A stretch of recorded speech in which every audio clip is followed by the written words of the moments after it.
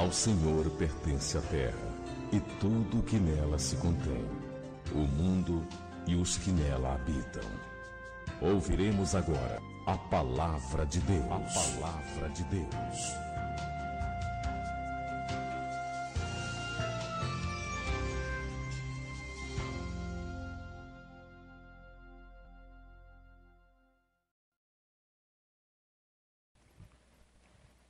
Diz assim a palavra de Deus na segunda carta aos Coríntios, no capítulo 11, versículo 1 e 2.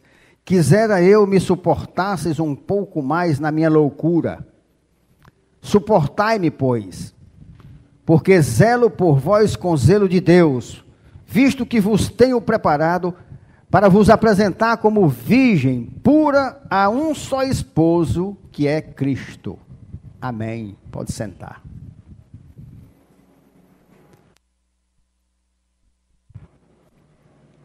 Para os desapercebidos, né? E até de leitura tendenciosa das Escrituras, tem certo momento que nessa epístola à igreja de Corinto, alguns podem dizer que Paulo estava legislando em causa própria, Paulo estava querendo se autopromover, mas quando a gente lê ali com a graça, a iluminação do Espírito Santo, a gente vê algo bem mais valoroso, bem mais nobre, bem mais importante. Porque Paulo, ele só registra a verdade. E o objetivo principal dessa verdade, mais uma vez, é tratar do problema mais sério das igrejas, principalmente para proteger as verdadeiras igrejas, que é combater, confrontar os falsos mestres, os falsos apóstolos, né, que tanto odiavam, difamavam, caluniando e perseguindo a Paulo. Ora, é mais ou menos como fazem com um pastor que vocês conhecem muito bem, né? Pastor Humberto. Ora, eu posso falar isso porque quando Paulo foi acusado de que ele estava se promovendo, ele mostrou numa palavra linda, quando Deus iluminou o que Deus usou Paulo para falar para cá, eu digo, meu Deus, obrigado, eu quero pregar isso. Por isso que, mais uma vez, eu quero primeiro lembrar que toda a Escritura é inspirada por Deus. E com certeza Deus jamais permitiria que ela fosse usada com outro objetivo, senão aquele que Ele, Deus, determinou. Nós vimos isso semana passada e mais uma vez Deus lembre de novo. 2 Timóteo 3,16. Toda a Escritura é inspirada por Deus e útil para o ensino, para a repreensão, para a correção, para a educação na justiça. Então não tem como você pregar outra coisa, tratar outra coisa na igreja, para ensinar, para corrigir, para repreender, se não for as Escrituras Sagradas.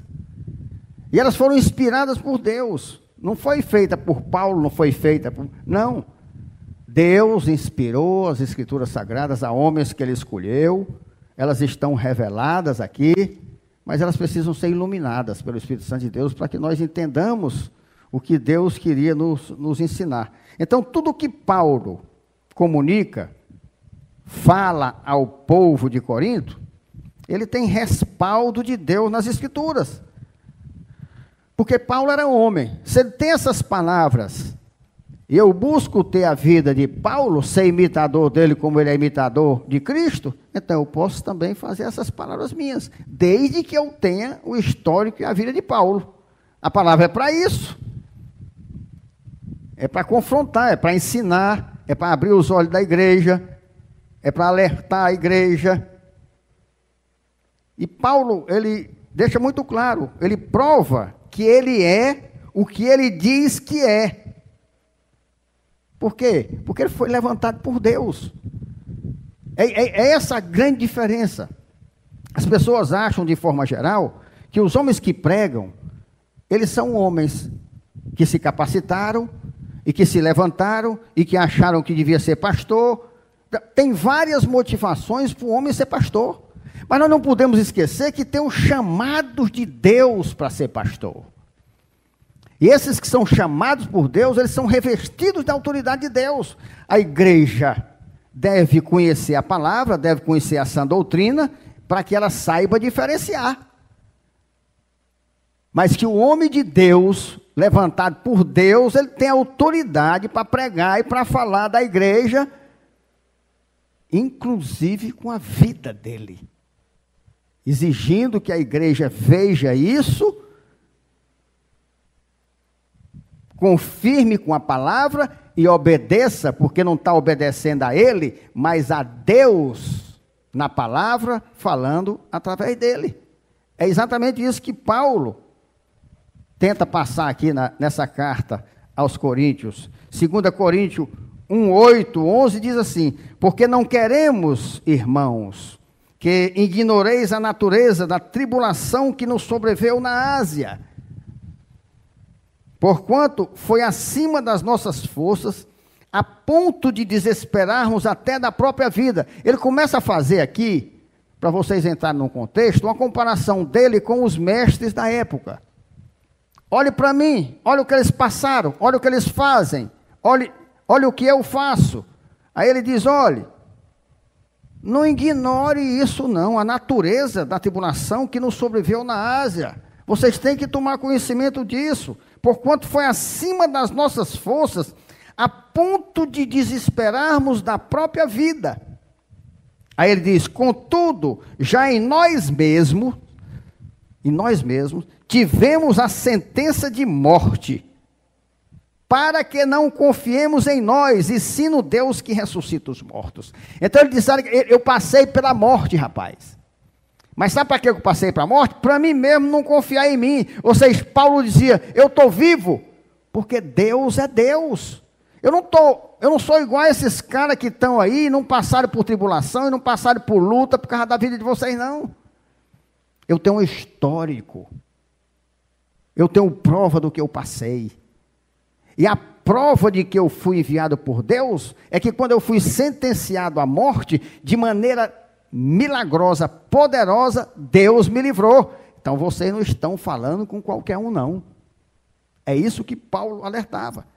Ele diz, Deus ressuscitou os mortos, o qual Deus nos livrou e livrará de tão grande morte, em que temos esperado, que ainda continuará a livrar-nos, ajudando-nos também vós com as vossas orações a nosso favor. Era um homem cristocêntrico, rapaz. O cara era um pastor perfeito, um modelo de pastor. Ele sabia que ele foi levantado por Deus, ele sabia que ele não era nada sem Deus, ele sabia que quanto Deus tinha dado de livramento a ele, era Deus que dava força a ele, era Deus que...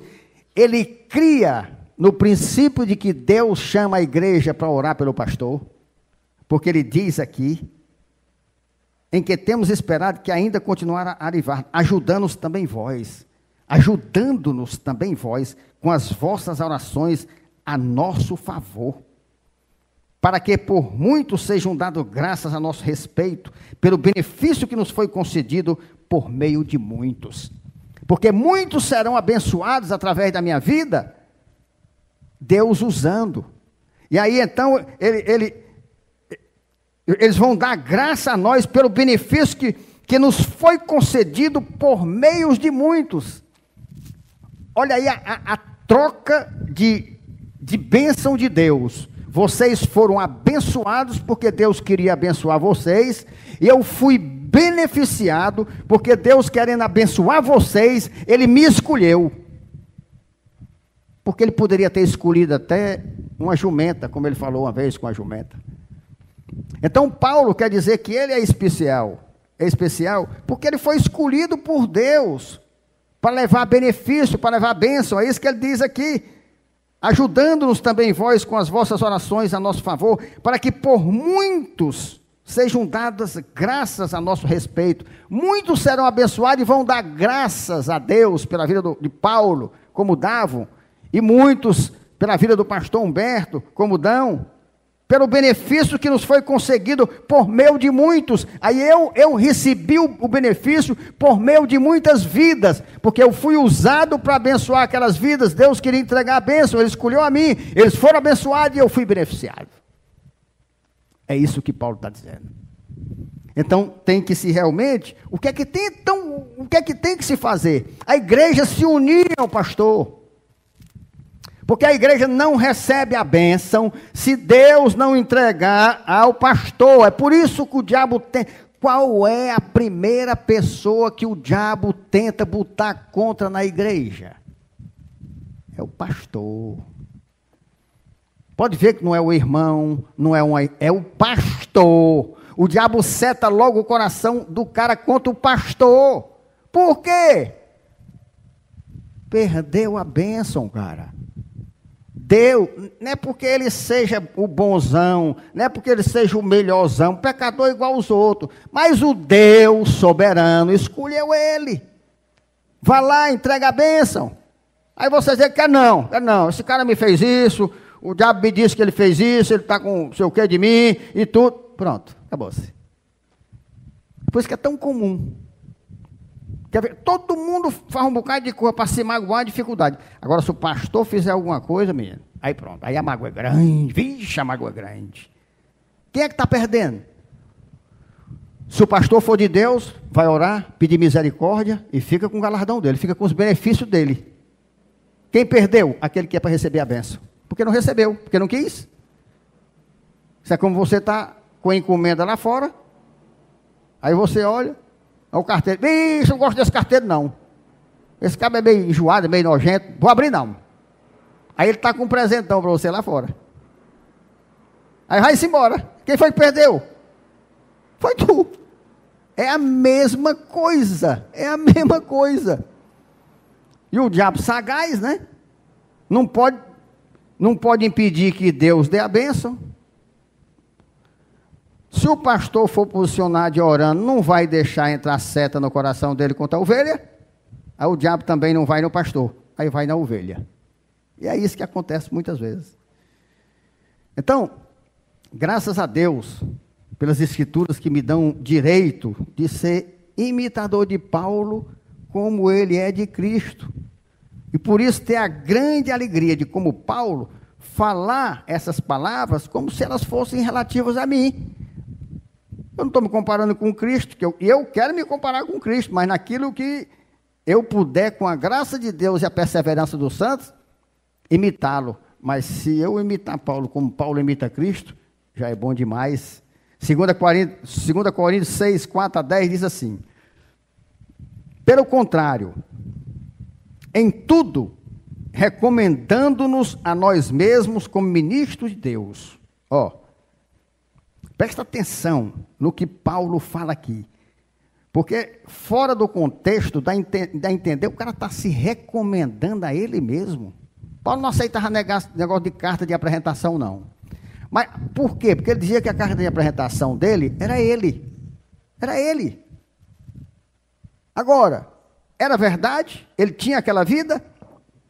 Pelo contrário, em tudo, recomendando-nos a nós mesmos, como ministros de Deus.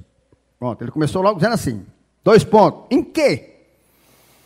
Na muita paciência, Paulo tinha uma paciência, nas aflições, nas privações, nas angústias. Até aqui eu tenho um bocado de vez. Deus tem me dado uma paciência. Muitas vezes eu sou afligido, é impossível não ser. Nas privações, muitas vezes eu sou privado do sono, eu sou privado de um lazer com a família, eu sou nas angústias, nem se fala. Como muitas vezes, a única coisa que eu não levei ainda, porque os tempos mudaram, foi os açoites, né? Nos açoites, nas prisões, nos tumultos, nos trabalhos, nas vigílias, aqui eu estou junto, nos trabalhos, nas vigílias, no jejum, na pureza, Deus tem me tornado puro, no saber, na longanimidade, Até aqui eu estou junto também. Na bondade, Deus tem me dado muito. No Espírito Santo, no amor não fingido. Olha meu Deus, que o Senhor, eu estou imitando Paulo, Senhor. Senhor, eu só não estou imitando aqui no açoite, na prisão, mas não quero não, por enquanto, não deu um tempo aí. Deixa Paulo com essa mais do que eu. Mas no amor não fingido, na palavra da verdade, no poder de Deus, pelas armas da justiça. Aí, que é isso aqui? É que eu não uso as minhas armas próprias. Eu não uso o trapo de imundícia. Eu todo dia agradeço a Deus. Senhor, muito obrigado, porque o Senhor tirou o trapo de imundícia do meu coração. Eu não quero condenar ninguém, não quero julgar ninguém. O Senhor é a minha justiça. Então, pelas armas da justiça, quer ofensivas, quer defensivas. O que é isso aqui, pastor? Armas da justiça é você usar a palavra, como eu estou usando aqui, para me defender. Eu estou dizendo na palavra o que eu sou como Paulo. E na defensiva, mas não usando a minha força, usando a palavra de Deus. Por honra e por desonra, também participo muito de Paulo, porque eu sou muito honrado nessa igreja, como também sou desonrado. Mas graças a Deus, a honra tem superado a desonra, porque alguns que demonstram não ter um pingo de amor por mim, me traindo, me difamando, me caluniando, nem se compara ao amor só de um, como muitos têm aqui que me amam. E eu sei que me amam sinceramente. Eu sei que tem homens de Deus e mulheres de Deus que me amam. É um amor sincero. É um amor que vem de Deus. Eu tenho certeza disso. Por isso que o diabo perde. Porque eu não olho para aqueles que não me ama. Eu olho para aqueles que me amam. Eu agradeço a Deus por esses que me amam, porque eu tenho certeza. Olha aí, por honra e por desonra, por infâmia e por boa fama. É exatamente isso. Uns me difamam, mas outros, pastor Humberto é o homem de Deus, pastor Humberto é isso aí, está aqui, ó. Como enganadores e sendo verdadeiro. Eu e os que estão comigo. Dizem aí que nós somos enganadores, os mentirosos, como enganadores, mas sendo verdadeiros. O importante é isso, não é o que dizem, é o que nós somos. E graças a Deus, até hoje nós somos isso. Como desconhecidos e, entretanto, bem conhecidos. Ou seja, a silhueta está ali, ninguém conhece, né? Faz de conta que... Pergunte quem é pastor Humberto da Fortaleza todinha. Vixe, rapaz, o homem lá é meio... Eita, rapaz. É tudo assim. Quando fala em pastor Humberto, me chega a se arrepia. Ou seja, vivo como desconhecido. Entretanto, bem conhecido. Não tem nada de desconhecido, não. Como se estivéssemos morrendo. E contudo, eis que vivemos. Eles sempre acham assim, né? Nós estamos se acabando, mas nós é que estamos verdadeiramente vivendo. Como castigados, porém não mortos. Aqui, quando ele diz como castigados, sim, vivemos como castigados pelos erros que muitas vezes Deus nos castiga, nos castigou. Agora, graças a Deus, não mortos, porque nós não estamos mortos para a eternidade, não. Aqui já faz uma alusão à morte eterna. Entristecidos, mas sempre alegres. Sente a tristeza, sente... Já viu dizer? Paz, triste, mas em paz. Aí como é que pode? Entristecido, mas sempre alegre. Você está vendo que a palavra ela se contradiz? Se você não entendeu o contexto? Ele está entristecido com as coisas que estão acontecendo, mas ele está alegre em espírito com ele mesmo, porque ele não está participando daquelas coisas. Então, ele é alegre, mas ele se entristece com tudo isso que acontece. Então, é entristecido, mas sempre alegre. Pobres, mas enriquecendo a muitos. O que é isso aqui, pastor? Não é só material, não. Pobre em receber gratidão, amor, reconhecimento, mas enriquecendo a outros. Agradecendo, abençoando, amando e ajudando até financeiramente. Enriquece a outros, porque quando você dá algo para uma pessoa que não tem, você está enriquecendo a ela. Nada tendo, mas possuindo tudo. O que é isso aqui? Mas pastor, você não tem? Eu não. Eu não tenho, não. Quem tem é Deus, e quem tem aqui não tem nada. Agora eu tenho tudo. O quê? Na vida eterna. Está vendo? O que é discernimento, o que é exegese de palavra? Nada tendo, mas possuindo tudo. Tenho nada aqui, nem faço conta de nada aqui. Tudo aqui é para me usar para a glória de Deus. Agora eu possuo tudo. Eu possuo a vida eterna. Esse Paulo tinha isso. Eu tenho isso. Você tem que querer isso. 2 Coríntios 12, 10, 11 diz assim: pelo que sinto prazer nas fraquezas, nas injúrias, nas necessidades, nas perseguições, nas angústias, por amor de Cristo. Mas como é que o cara pode sentir isso? Pois eu sinto também, sabe por quê? Porque quando eu sinto isso, o poder de Deus vem sobre a minha vida. E quando eu não sinto, eu fico desesperado, confiando e amparado só na minha força. Por isso que ele diz, porque quando sou fraco, então é que sou forte. Porque se eu reconheço a minha fraqueza, a tendenciosidade ao pecado, ao mal, aí Deus vem, como você reconhece isso, eu vou te dar a minha força. É como eu estou aqui, forte em quê? Em Deus. Por quê? Porque eu disse, Senhor, me ajude, eu sou fraco, meu coração quer pecar, ele é corrupto, ele é enganoso. Deus disse, mas não vai, porque você pediu, você reconheceu a tua fraqueza, então eu vou te dar poder. Tenho me tornado insensato, a isto me constrangestes. Eu devia ter sido louvado por vós, porquanto em nada fui inferior a esses tais apóstolos, ainda que nada sou.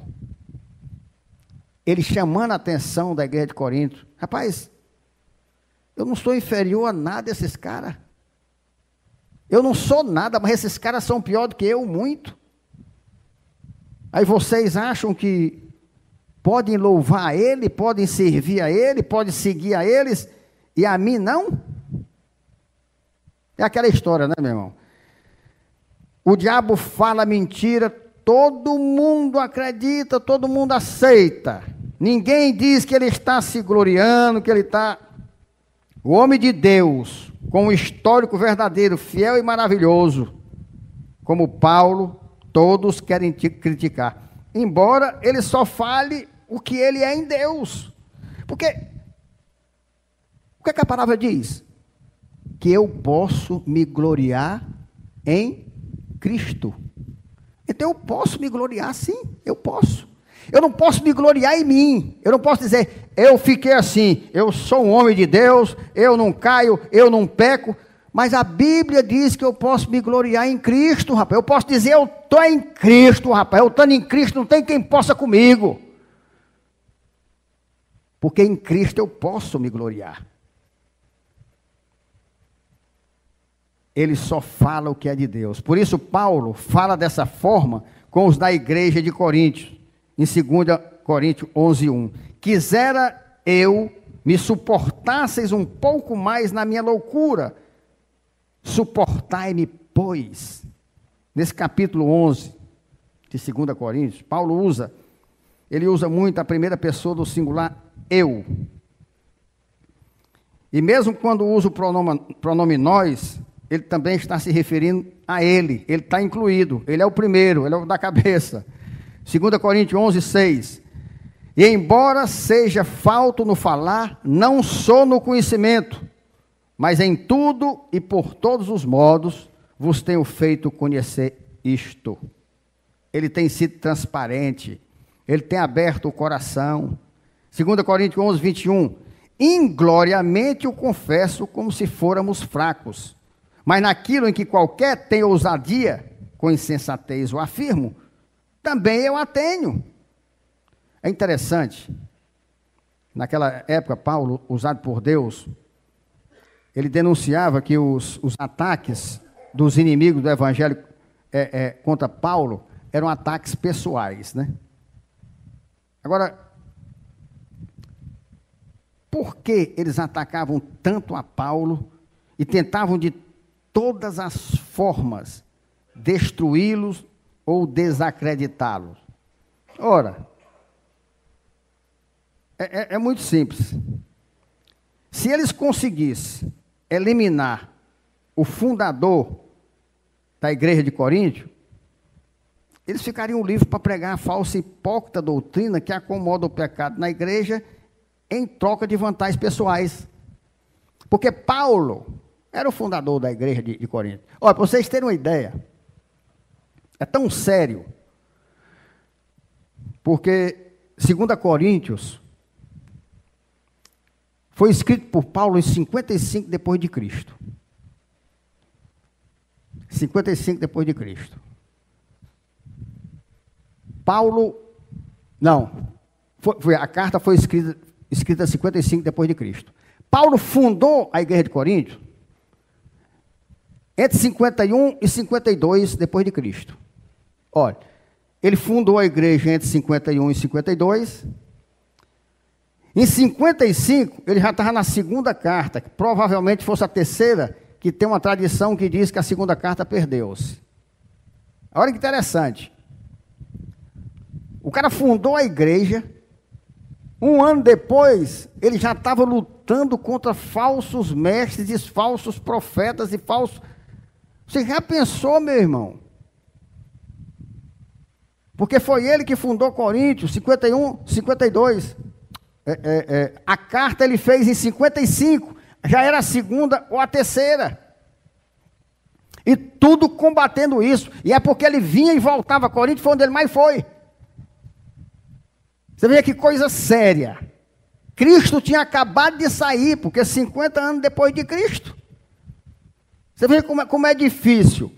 Alguns que estavam lá viram Cristo fazer os milagres, rapaz. E já estavam se levantando com a falsa doutrina contra Cristo. Você imagine hoje, mais de 2000 anos atrás. Quem é que vai acreditar em Cristo? Quem é que vai crer em Cristo? Porque isso aqui são dados importantes que a gente tem que ver. Paulo está falando aqui de coisas que é muito atual na igreja. Essa carta foi apenas no ano 55 depois de Cristo, tendo ele fundado a igreja de Corinto em 51, 52. Já ia na segunda ou terceira carta, combatendo esse tipo de coisa. Quer dizer, é muito sério. Ele diz assim, porque se eles tirassem Paulo, que foi o criador da igreja, com a doutrina de Cristo, eles acabavam com tudo. Por isso que eles batiam em Paulo. E os ataques eram pessoais. Por isso que eles têm ódio do pastor Humberto. E os ataques são pessoais contra o pastor Humberto. Porque o pastor Humberto prega o evangelho. Ele prega a palavra. É tanto que eu desafio, continuo desafiando. Qualquer teólogo aí, seja teólogo mesmo, ou filho do Satanás, que venha me dizer essa palavra que eu estou pregando aqui.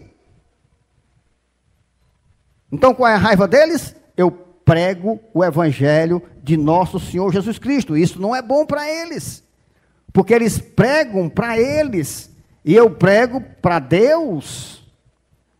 Por isso que o ataque deles era contra Paulo. Eles tinham ódio de Paulo, como eles têm ódio do pastor Humberto.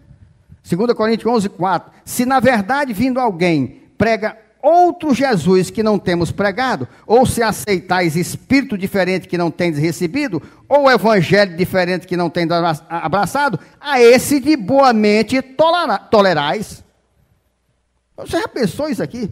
É impressionante, né, como eu falei, né? Já no primeiro século, sendo a igreja primitiva ainda um bebê, como nós falamos, o verdadeiro servo de Deus tinha que chamar a atenção da igreja para reconhecer sua folha de serviço prestado e o inegável chamado divino. Olha o que ele está dizendo aqui. Vem outro cara, prega qualquer coisa, que a gente não tem pregado, aceita espírito diferente que não tem recebido, o evangelho diferente que não tem abraçado, a esse de boa mente tolerais. Mas não é desse jeito, não. O cara vai para essa sinagoga de Satanás por aí, aí o cara prega tudo que não tem na Bíblia, prega tudo que não tem no evangelho, prega interesse próprio, toma o dinheiro dos outros, rapa o cara, faz tudo, e eles toleram. Esse é meu pastor! Esse é meu pastor! Aí o Paulo e o pastor Humberto, menino, esse cara é um doido, rapaz. Esse cara aí quer ser o bonzão, quer ser o santo, quer ser o quê, Satanás? Eu sou santo. Tu é que quer ser e não pode. Tu é que quer ser e não pode, mas eu sou. Eu fui justificado, Cristo morreu por mim, eu fui separado, então eu sou santo. 2 Coríntios 11, 23, diz assim, ó. Aí ele falando dos caras. Você está vendo como vocês entraram no contexto? Ele chegou lá, formou a igreja, levantou a igreja. Aí foi lá pregar. Aí colocou a doutrina. Aí os caras foram lá se meter para dizer que o que Paulo pregava não era verdade, que aquilo não era a doutrina de Cristo, que aquilo ali não era igreja, Paulo era um doido, que Paulo não sei o quê, que aquilo era heresia. Aí o que Paulo diz aqui? Rapaz, esses caras que vieram para falar para vocês aí, agora vamos no literal da palavra, são ministros de Cristo? Falo como fora de mim. Eu ainda mais. Eles são? Pois eu ainda mais. Em trabalhos, muito mais. Porque eu trabalho, não sou pesado para a igreja, não sou ladrão, não sou mercenário. Paulo, como eu, era fazedor de tenda. Ai, vocês obedecem esse bando de mercenário, apóstolo e pastor ladrão que só quer tomar teu dinheiro? Interessante, você tolera eles, é? Interessante. Eles são ministros de Cristo? Eu também sou. Eu ainda mais, rapaz. Por quê? Em trabalho, muito mais nas prisões. Paulo, eu até agora não, que Deus me guarde, porque eles têm muita vontade. Em açoites, também não pode fazer isso hoje. Sem medida, em perigo de morte, muitas vezes. 5 vezes recebi dos judeus uma quarentena de açoites, menos um. Só para ilustrar e vocês conhecerem por que quarentena de açoite, menos um. A lei da pena de açoites era uma lei que a pessoa tinha que levar 40 açoites. Está em Deuteronômio 25:3.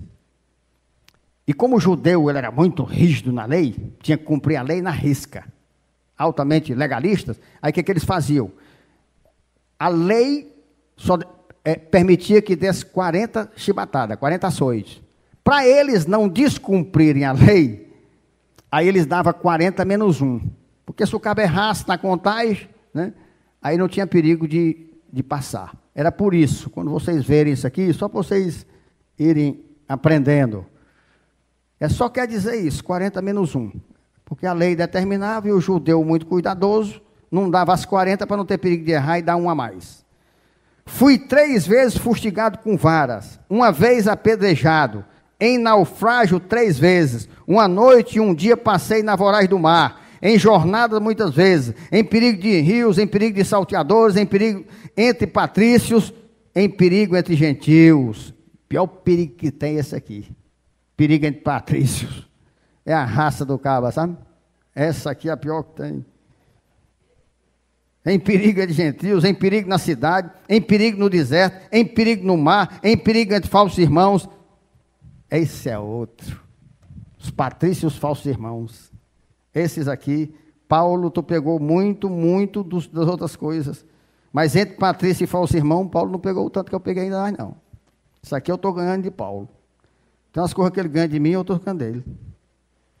Em trabalhos e fadigas, em vigílias, muitas vezes, em fome e sede, em jejum, muitas vezes, em frio e nudez, além das coisas exteriores, o que pesa sobre mim. Oh, rapaz, essa aqui, para a glória de Deus, eu empato com Paulo. Além das coisas exteriores, há o que pesa sobre mim diariamente, a preocupação com todas as igrejas. Deus sabe do meu coração. Quanto me preocupa. Quanto eu oro, clamo, lógico. Primeiramente pela Siloé. Mas para que Deus tenha misericórdia dos eleitos que estão enganados nessa sinagoga de Satanás que tem por aí. Quem enfraquece, que também eu não enfraqueça. Quem se escandaliza, que eu não me inflame. Se tenho de gloriar-me, gloriar-me-ei no que diz respeito à minha fraqueza. Então eu posso me gloriar, sabe em quê? Na minha fraqueza. Sabe por quê? Porque o poder de Cristo vem para mim, aí eu me glorio em Cristo.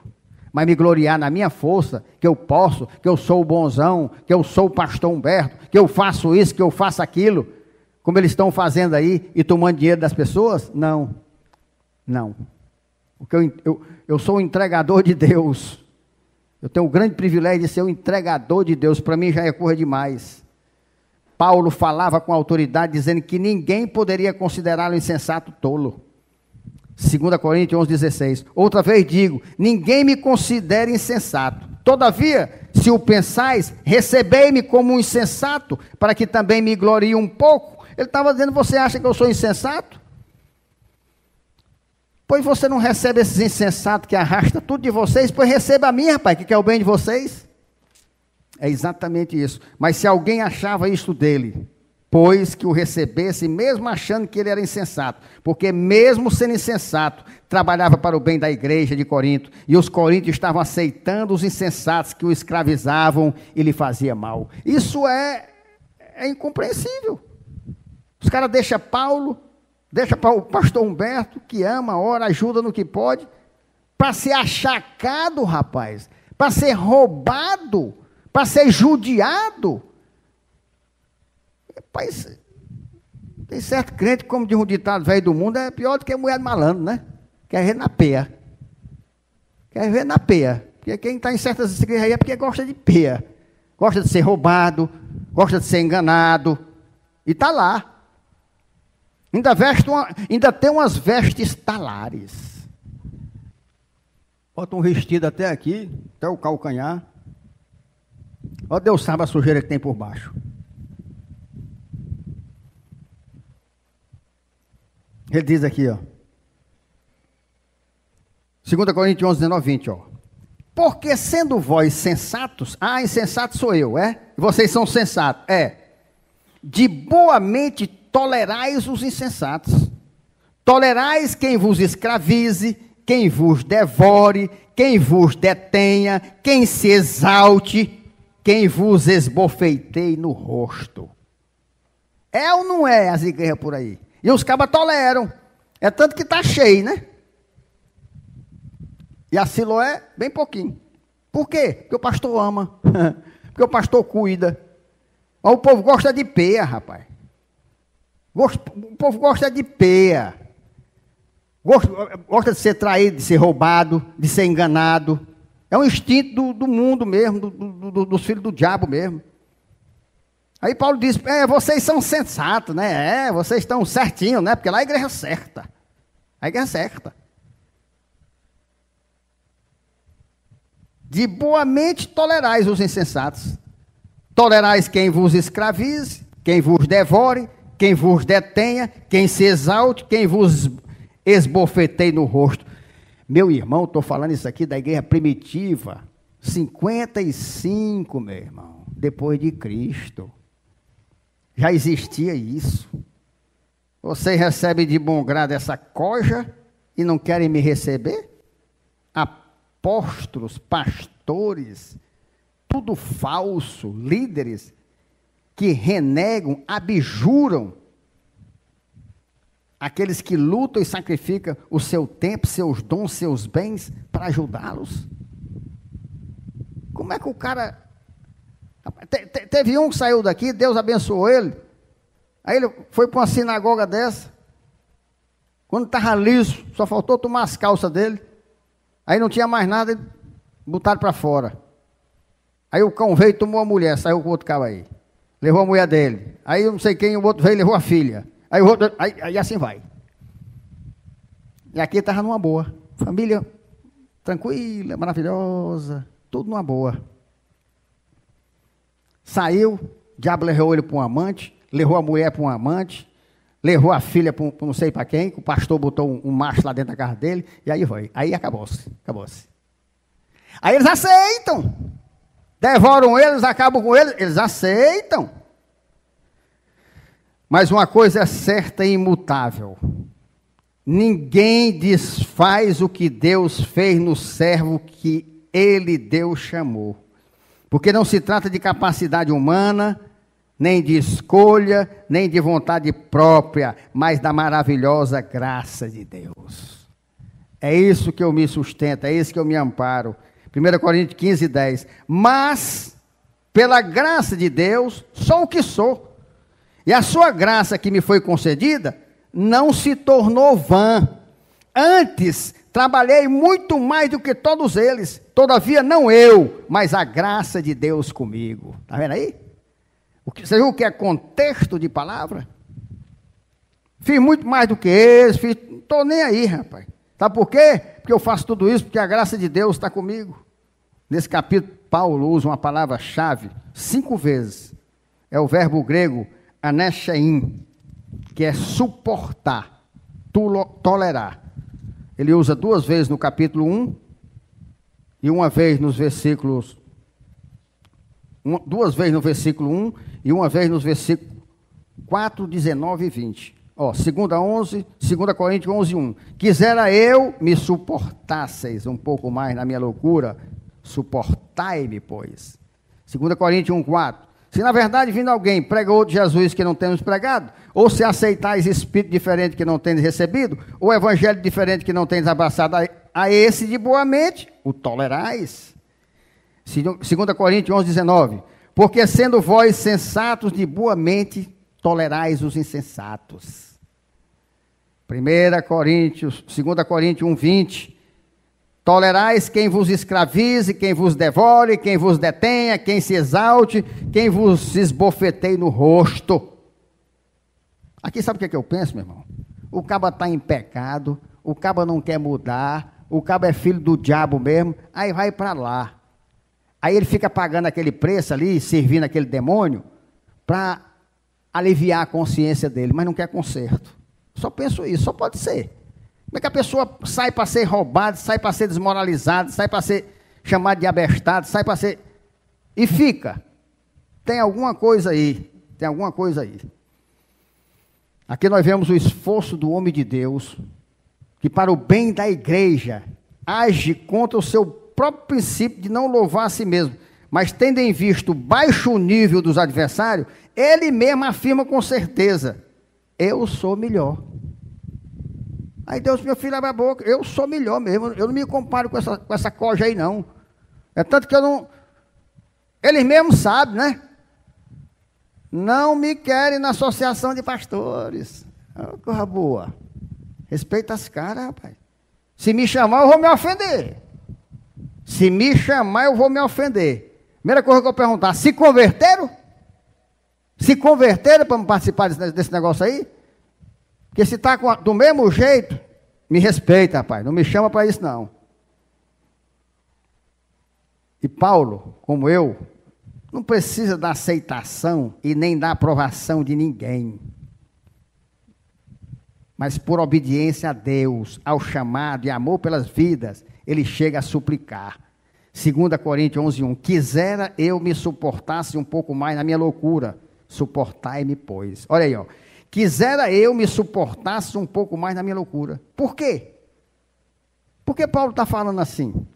Porque assim como chamam hoje o pastor de Humberto de doido, chamavam Paulo, meu irmão. Olha, Paulo era odiado, perseguido, caluniado, injustiçado, injuriado, tinha pouquíssimos amigos leais e fiéis. Todos nós sabemos pela Bíblia o quanto Deus deu o livramento a Paulo. Pense que eu me identifiquei com esse cara, rapaz. Porque é exatamente a mesma coisa. É doido, odiado, perseguido, caluniado. É um negócio assim impressionante. Eu digo, Senhor, que coisa maravilhosa, pai. E o cara disse, ser meu imitador como eu sou de Cristo, pois não é que eu estou sendo.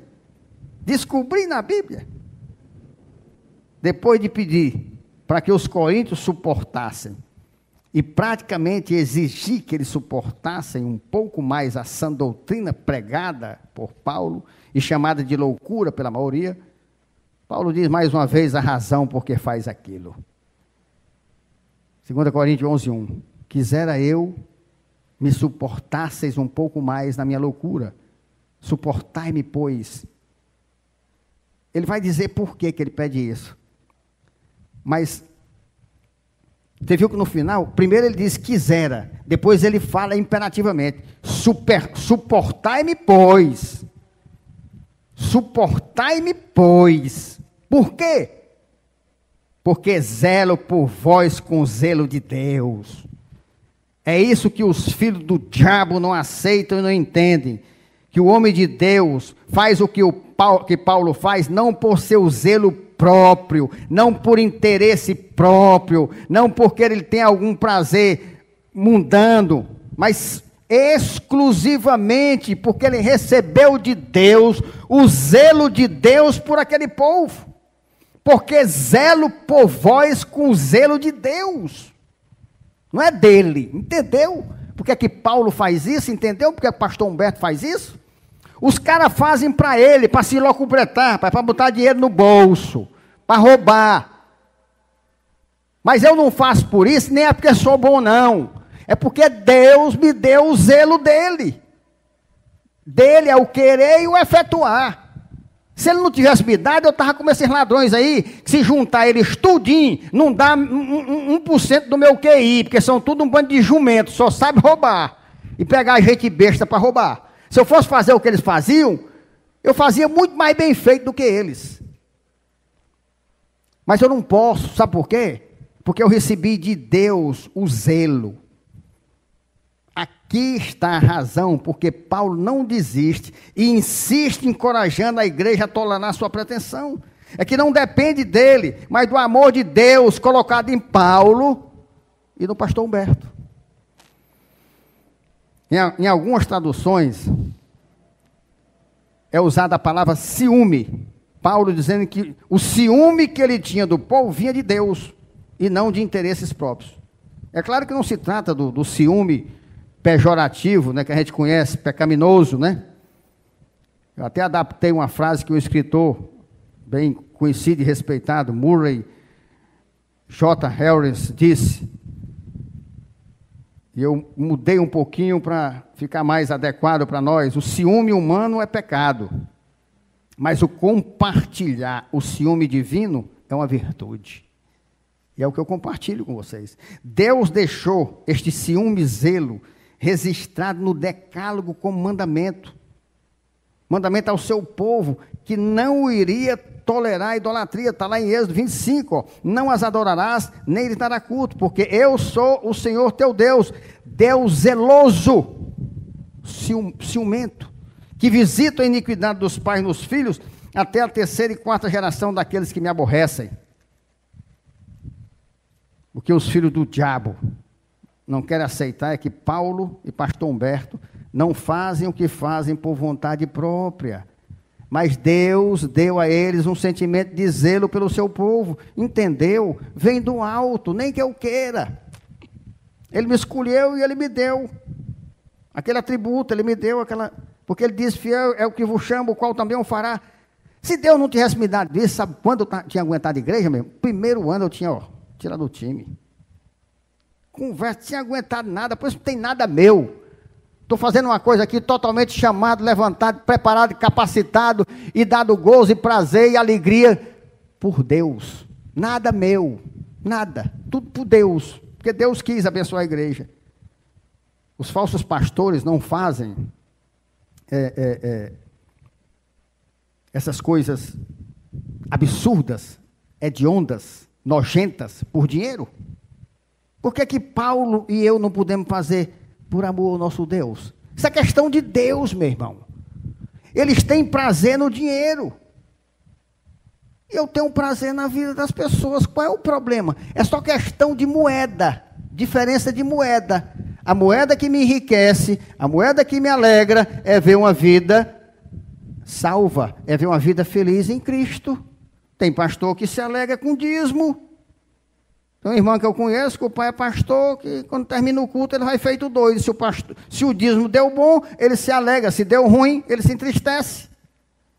Então a alegria dele está ali. E a minha alegria está na restauração e salvação da vida da filha dele. Esse é meu dinheiro. Esse é meu gozo. Esse é o meu prazer. Ora, qual é o problema? Cada um se alegra e gosta do que quer. Não tem um homossexual que gosta de macho, macho é mulher e mulher. E qual é o problema? Deixa o rapaz expressar aí os gostos dele. Para mim, é um negócio desgostoso. Eu gosto mesmo de uma mulher. E é só de uma, mas dessa eu gosto. E é bom. Aí eu vou trocar por um macho? Com receio essa, eu não sou doido não, rapaz. Agora o caba gosta. Mande ver, cara. Você sabe qual é o problema todinho dessa coja aí? É porque quer que a gente aceite. Era só ele me respeitar heterossexual, como eu respeito ele homossexual. Acabou-se. Cada um faz do jeito que quer com a sua vida. Eu não sou caranguejo para andar para trás. Eu sou homem. Eu vou para frente. Acabou? Eu botei uma pergunta aí que eu queria que me respondessem. Botei no Facebook. Até muita gente curtiu aí. É isso aí, pastor, e tal. Porque eu tenho uma curiosidade. Os gays querem que todo mundo vire gay. Quer que a gente engule. Muito bem. Ora, aí eu digo assim, se o homem vai viver com homem e a mulher com mulher, como é que eles vão procriar? Então, depois da minha partida, que sou um procriador, acabou-se a humanidade, né? Porque macho com macho não produz e nem mulher com mulher. Então, eles estão determinando o fim da humanidade. Porque eles querem que todo mundo seja gay. Aí, como é que vai ser? Vai se acabar? Os homens vão se acabando. As mulheres vão se acabando. Aí fica só os gays e as gayas, né? Olha, porque um negócio desse a gente pode inventar o nome que quiser, né? Porque a gente disser, está valendo. Aí só fica os gays e as gayas. E como é que vai ter filho? E como é que vai procriar? Não responderam. Não responderam. Então, por que não vai viver a vidinha dele do jeito que ele quer e deixa a nossa, rapaz? O problema não é eles serem, o problema é eles quererem que a gente seja, olha. Vou não, cara, gosto não. Não tenho este gosto, ó. Eu não sei por que discussão tão besta. A lei era para dizer, cada um faz o que quer da sua vida. Acabou. Respeite os caras e eles não respeitam, não. Mas querem entrar dentro da casa da gente, rapaz. Querem obrigar nossos filhos a serem, que é isso, rapaz. Vai para lá, Satanás. Vai cuidar da tua vida, faz o que tu quiser da tua vida, eu quero saber. Isso é muito claro. Eu não sei onde é que está a justiça, não fala de direito fundamental. O cara tem direito de fazer o que ele quiser, mas não tem o direito de obrigar ninguém a fazer nada, rapaz. Então é exatamente isso aí. Cada um luta pelo aquilo que gosta. Agora, o cara tem direito de ser gay, o outro tem direito de ser pastor ladrão, e eu não tenho direito de ser pastor para fazer por amor. Ora, mais interessante. Aceito tudo que não presta. E o que presta ninguém quer aceitar. E o meu direito? E o meu direito não tem, não? Isso é muito lógico, meu irmão. Então, quando falar negócio de... Meu irmão, qual é o problema? Você gosta de homem? Gosto. E quem é que está ali reclamando? Agora você veio para cá querendo nos convencer disso? Não, pai, senta ali, ó. Senta ali. Fique lá que a gente fica aqui, acabou. Ora mais. O direito básico, um direito fundamental. Por isso Paulo lutava. E eu luto para guardar salvo das armadilhas do Satanás todo o povo que Deus me entregou, quer entenda ou não, quer acredite ou não, quer tolere ou não. Eu fui chamado, fui levantado e eu vou fazer o que Deus mandou, não tem quem empate. Deus me chamou, eu vou. É porque a ovelha não enxerga. Mas é mais fácil reconhecer o verdadeiro pastor do que qualquer coisa. Porque é aquele que ensina, acompanha, vai à frente, ora, disciplina, se alegra e se entristece com a ovelha. Diferente do que toma, do que pede, não quer saber da sua vida. Bode é que gosta desses pastores, porque tem pastor de ovelha e pastor de bode. Tem um bocado de bode que Deus tirou. Eu estou na igreja lá e a gente faz o que quer. O pastor não sabe nem da minha vida. Pastor? Você não é pastor, rapaz. Você é pai de chiqueiro e você é um bode fedorento. Pode ser chamado de pastor.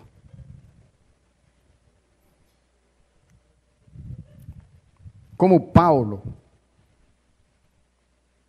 tem que ser um pai espiritual, que vigia, tem interesse pessoal por cada ovelha. Assim como o pai deve proteger a filha para entregá-la pura ao seu esposo. Por isso ele continua dizendo o porquê do zelo do ciúme, para nós encerrarmos. 2 Coríntios 11, 2, olha. Ele diz que é para tolerar, e diz porque tem zelo, tem ciúme. Por quê? Porque zelo por vós com zelo de Deus, visto que vos tenho preparado para vos apresentar como virgem pura um só esposo, que é Cristo. Ó, visto que vos tenho preparado, é isso que eu estou fazendo com vocês, para vos apresentar como virgem pura a só um esposo, que é Cristo. Cada palavra dessa ilustração é repleta de significado tremendo. Fica mais fácil de entender o amor de Paulo e do pastor Humberto se vocês imaginarem um pai que ama muito a sua filha, quer guardá-la pura para o marido, para aquele homem perfeito, aquela coisa linda, que mereça ele e ela mereça ele mereça ela e ela mereça ele. Como Paulo, o verdadeiro pastor, é responsável pela pureza espiritual da igreja, que deve ser apresentada ao noivo Jesus Cristo sem pecado, sem ruga, sem mácula ou coisa semelhante. Isso é a Bíblia, porque já o Antigo Testamento descreve Israel como noiva e Deus como noivo. Isaías 51. Assim diz o Senhor: onde está a carta de divórcio de vossa mãe? De divórcio de vossa mãe, pela qual eu a repudiei? Ou quem é o meu credor, a quem eu vos tenha vendido? Eis que por causa das vossas iniquidades é que fostes vendidos, e por causa das vossas transgressões, vossa mãe é repudiada. Deus diz: quem foi? Por que ela está fazendo isso? Por que vocês estão traindo o matrimônio comigo? Adulterando? Cadê minha carta de divórcio? Eu não repudiei vocês, não. Já havia um relacionamento. Ezequiel 16, 32. Foste como a mulher adúltera, que em lugar de seu marido, recebe os estranhos. Por quê? A união do povo com a igreja. Oséias 2, 19, 20. Desposar-te-ei comigo para sempre. Desposar-te-ei comigo em justiça e em juízo, e em benignidade e em misericórdia. Desposar-te-ei comigo em fidelidade, e conhecerás ao Senhor. Da mesma forma, o Novo Testamento menciona o relacionamento da igreja como a noiva e Cristo como noivo. Mateus 9,15, respondeu Jesus: podem acaso estar tristes os convidados para o casamento, enquanto o noivo está com eles? Dias virão, contudo, que lhes será tirado o noivo, e nesses dias hão de jejuar. Olha aqui João 28, 29, 3, 28, 29. Vós mesmos sois testemunhas de que vos disse: eu não sou o Cristo, mas fui enviado como precursor. O que tem a noiva é o noivo. O que tem a noiva é o noivo. Presta atenção. Deus está dizendo que a igreja, como nós sabemos, é a noiva. Cristo é o noivo. O pastor tem que guardar a noiva. Cristo vai cobrar da noiva dele, do pastor. Rapaz, tu deixou a minha noiva se prostituir? Eu não te deixei a lei, o evangelho, rapaz. Você era para ter guardado a noiva, você... É muito claro. O que tem a noiva é o noivo. O amigo do noivo que está presente. E o homem muito se regozija por causa da voz do noivo. Pois esta alegria já se cumpriu em mim. Mas Efésios 5, 24, 29. Como, porém, a igreja está sujeita a Cristo, assim também as mulheres sejam submissas aos seus maridos. A igreja a Cristo. Olha, é muito mais sério para Deus a igreja pura do que o marido com a mulher. Por quê? Porque o marido com a mulher representa a união de Cristo com a igreja. O marido e a mulher pode, não deve até adulterar, porque vai pagar um preço, mas a igreja nunca. Ela deve ser fiel a Cristo. Como é que o pastor vai aceitar uma coisa dessa? Como é que ele vai condescender com o pecado? A maioria das igrejas são adúlteras. São adúlteras, estão traindo o noivo, estão traindo Cristo, e o pastor está passando a mão por cima dessa noiva adúltera, cheia de pecado, de mancha, de ruga e de mácula. Porque não justifica o homem adulterar com a mulher. Muito pior a igreja adulterar com Cristo. Muito pior. Ela deve ser santa. Porque a igreja é a criança, é o jovem, é o velho, é o casado, é tudo. Quando peca, está adulterando. Esse adultério é muito pior do que o adultério que representa. Daí foi que apareceu o termo adultério. Quando o homem peca contra uma mulher, está adulterando. Por quê? Porque quando a igreja peca contra Cristo, está adulterando. Aí pensam que o adultério mais sério é o adultério do homem com a mulher. Não, porque ali está só simbolizando a união de Cristo com a igreja, rapaz. E o símbolo não é maior do que a realidade. Agora, a igreja pecar contra Cristo, meu irmão, esse sim é sério. Esse é um adultério mesmo de morte eterna. A gente viu bem claro aqui o Antigo Testamento e o Novo Testamento confirmando isso. Como, porém, a igreja está sujeita a Cristo, assim também sejam as mulheres em tudo submissas aos seus maridos. Marido, amai vossa mulher como também Cristo amou a igreja, e assim mesmo se entregou por ela, para que a santificasse, tendo-a purificado por meio da lavagem. Está vendo? Entregou com ela para purificar, por meio da lavagem. Água pela palavra, para apresentar a si mesma igreja gloriosa, sem mácula, nem ruga, nem coisa semelhante, porém santa e sem defeito. As igrejas são isso hoje? Que conversa é essa, rapaz? Aonde é que tem igreja desse jeito hoje aqui? Aonde é que tem, você conta nos dedos no Brasil, igreja que se mantenha, que Cristo chegue e diga que essa é minha noiva que vai subir comigo. São poucas, são poucas. Apocalipse 19, 7, 9 diz assim: alegremos, exultemos e demos a glória, porque são chegadas as bodas do Cordeiro, cuja esposa a si mesmo já se ataviou, pois lhe foi dado vestir-se de linho finíssimo, resplandecente e puro. Todas essas vestes, ataviar, linho fino, puro, representando a pureza, representando a santidade. Porque o linho finíssimo, são os atos de justiça dos santos. Então, me falou o anjo, escreve, bem-aventurado aqueles que estão chamados à ceia das bodas do Cordeiro. E acrescentou, são estas as verdadeiras palavras de Deus. Você vai ser bem-aventurado, você vai para a vida eterna, se a igreja subir, se você subir e participar dessa festa, sendo a noiva, uma grande festa, aí você está lá participando das bodas do Cordeiro. O que é as bodas do Cordeiro? Vai ser a união da igreja, da noiva limpa, pura de Cristo, o casamento, representa isso. A igreja sobe com Cristo, o noivo veio buscar a noiva, vamos embora. Ela está desposada, a igreja já está desposada. É muito claro isso aqui. Veja que Paulo, usado por Deus, afirma que já existe o esposo.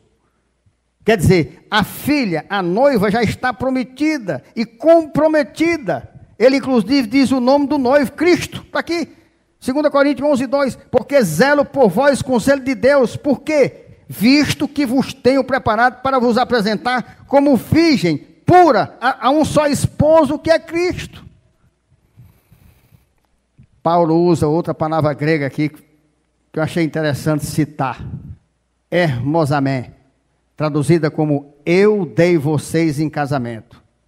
Então a igreja ela está prometida em casamento. Ela é a noiva.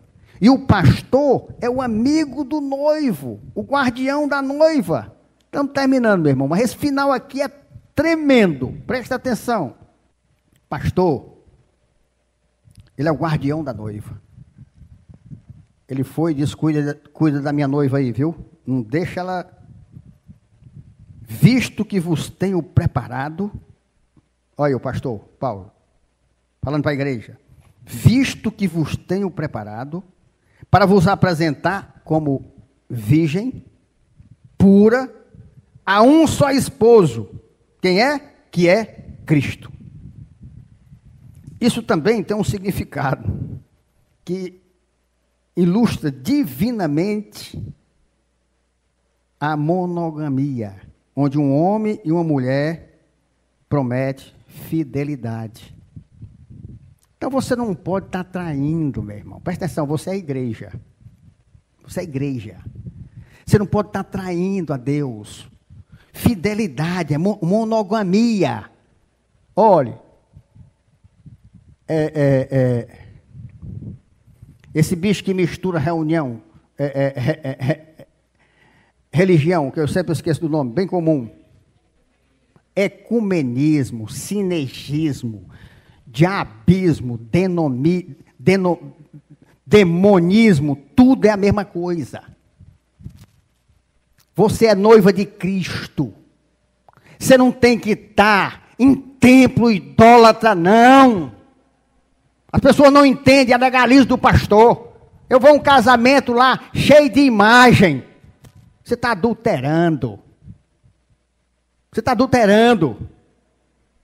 Um crente saiu daqui um dia desse porque queria casar na igreja de Cristo, depois fazer um casamento, uma festa com bebida.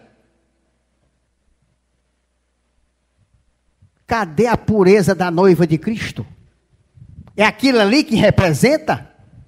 Aquilo é um momento sagrado, santo, está representando a união da igreja com Cristo, e a noiva de Cristo jamais participaria de uma festa mundana. O noivo jamais, Cristo, participaria de uma festa pagã. E graças a Deus, tirou daqui, vai para outro canto, vai enganar outro, aqui não. A noiva que Cristo me entregou, Ele há de me dar força e autoridade para guardar a pureza e a virgindade dela, para entregar a Ele como um só esposo. Em nome de nosso Senhor Jesus Cristo. O homem é Cristo. Então nós não precisamos cuidar ou vigiar da fidelidade dele. Mas a igreja precisa do cuidado vigilante e protetor do pastor. Essa analogia do casamento foi usada porque tinha um significado muito grande, muito forte naquela época, a começar pelo noivado. Entenda isso aqui para vocês saberem, quando você vê o termo desposado na Bíblia, para você saber o que é. Só para vocês terem uma ideia da importância do casamento. Por que é a noiva de Cristo e ela não pode mais fazer nada, é como se fosse casada? Naquela época, na cultura oriental, um noivado equivalia a um casamento sem consumação. O noivado era como se fosse um casamento. O noivado durava um ano de noivado, durante o qual a noiva e o noivo se preparavam para a cerimônia do casamento. A partir do dia do seu noivado, a mulher já passava a ser legalmente do esposo. Ela já era do seu futuro marido.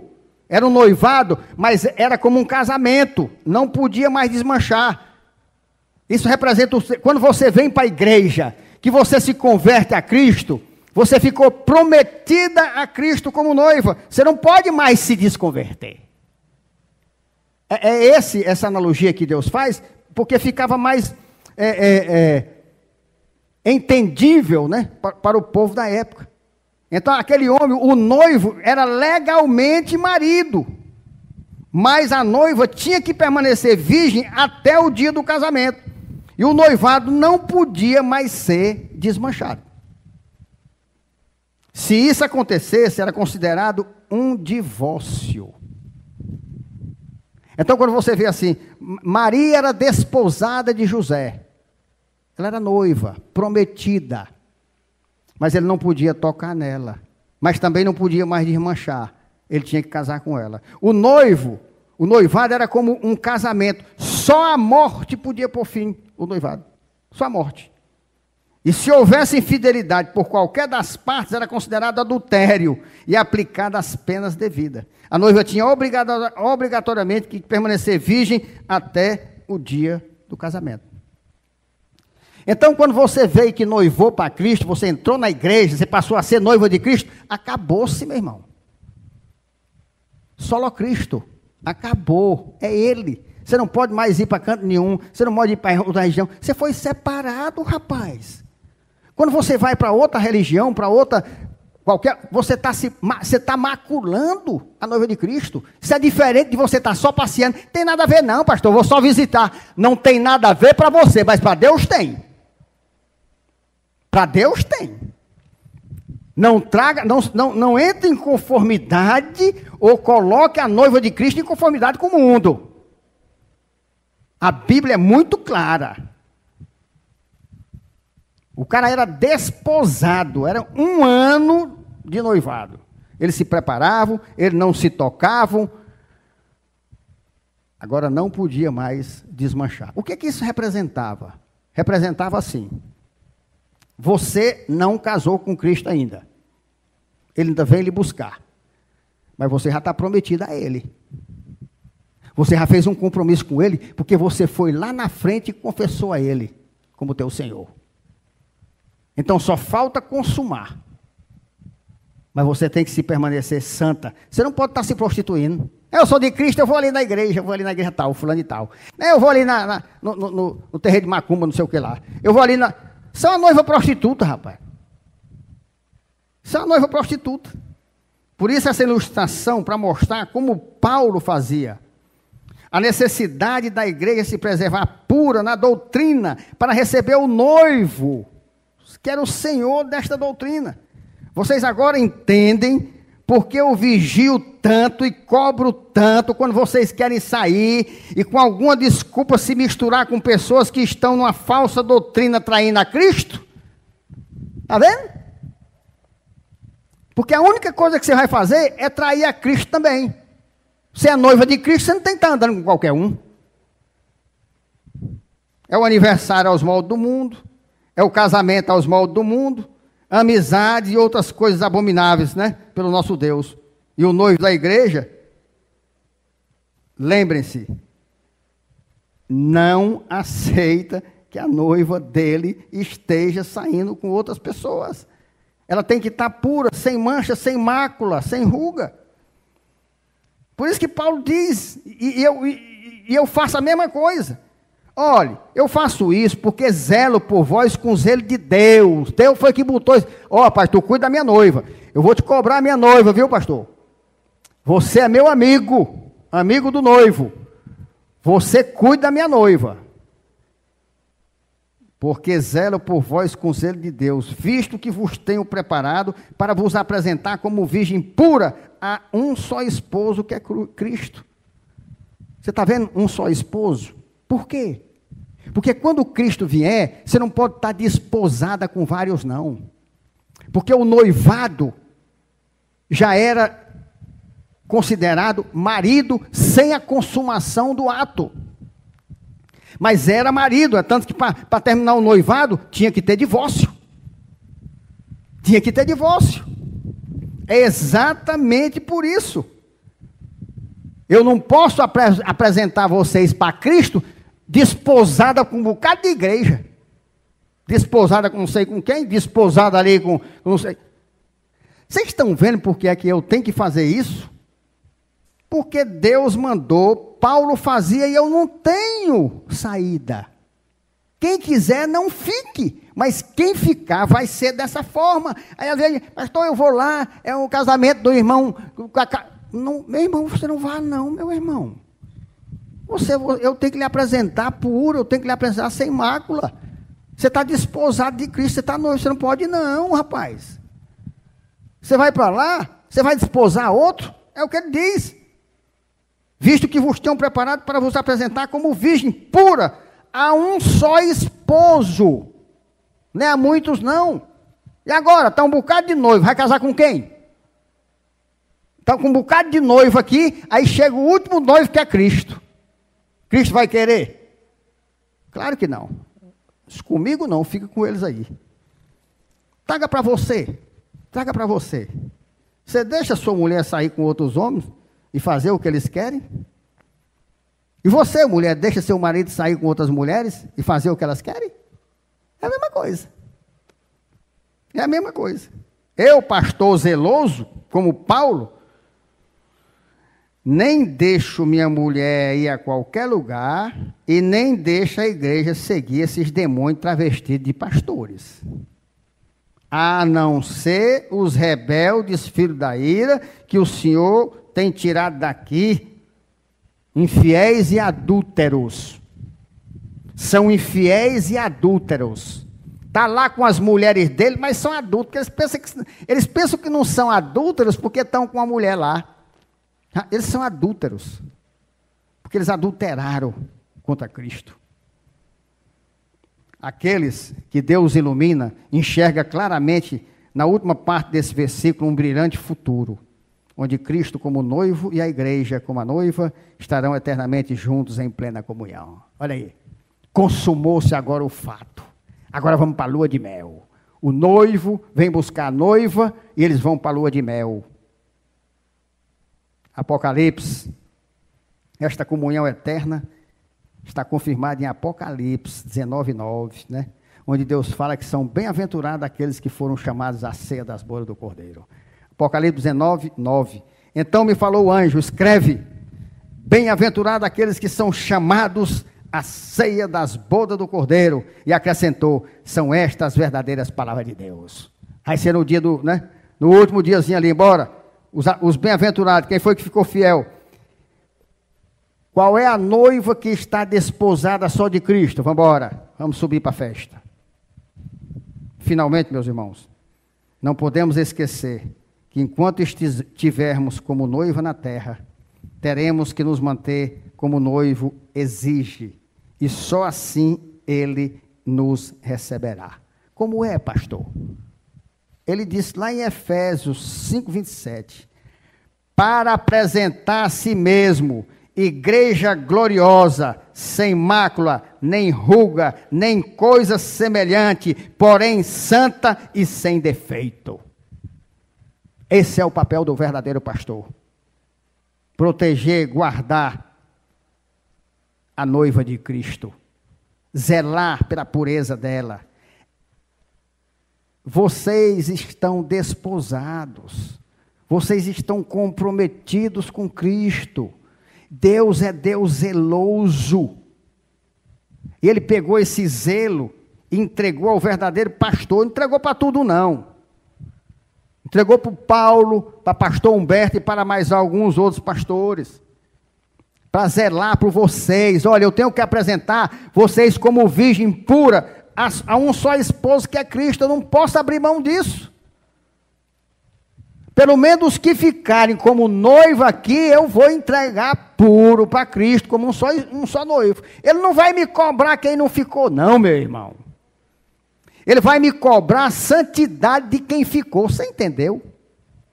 Deus disse para mim, eu não vou lhe cobrar. Ah, saiu fulano, saiu Betano. Não vou cobrar não. Agora eu vou lhe cobrar, se eu chegar lá, tiver adúlteros, homens e mulheres, cheio de mancha, cheio de macho, dizendo que é minha noiva, você vai pagar o preço, viu, pastor?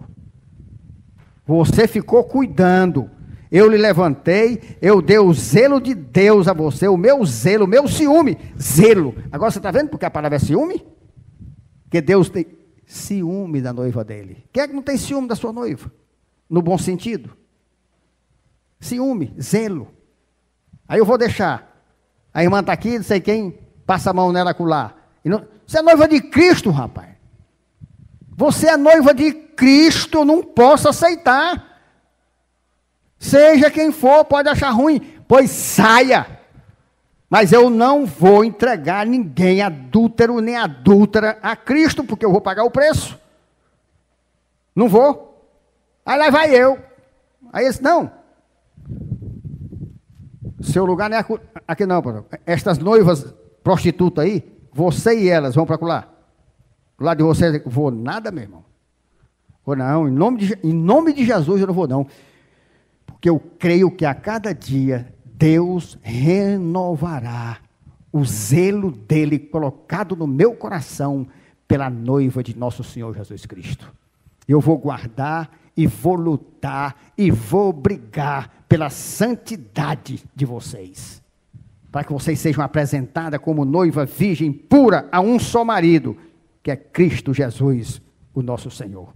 Que o Espírito Santo de Deus, como conselheiro e protetor, nos sustente com a perseverança dos santos, dando coragem e amor ao pastor, obediência, submissão e fidelidade à igreja, para que todos subamos em nome de Jesus.